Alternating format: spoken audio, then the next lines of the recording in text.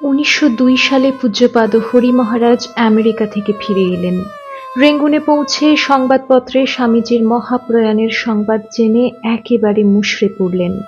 মঠে পৌঁছে দেখেন সব খাঁ খাঁ করছে, যেন কেউ নেই। প্রথমটা মঠে না এসে রাস্তা থেকেই তপস্যায় চলে যাচ্ছিলেন। গুরু ভাইরা জোর করে ধরে নিয়ে এলেন।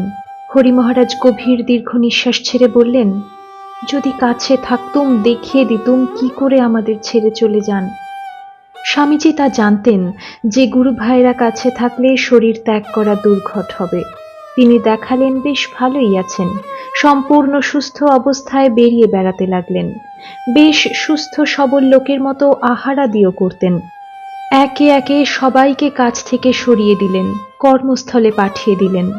তাদের মধ্যে কি ঘনীভূত প্রগাঢ় ভালোবাসা!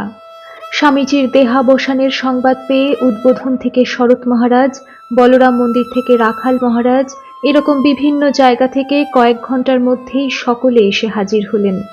রাখাল মহারাজ এসেই দৌড়ে গিয়ে স্বামীজির দেহের উপর হুমড়ি খেয়ে পড়ে হাউ হাউ করে কাঁদতে লাগলেন। সে কি কান্না! রাজা মহারাজের সে প্রাণ বিদারী কান্না দেখে সকলে কিংকর্তব্য বিমূঢ় হয়ে গেলেন।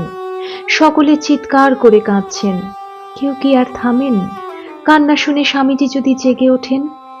চারদিকে হায় হায় রব উঠল।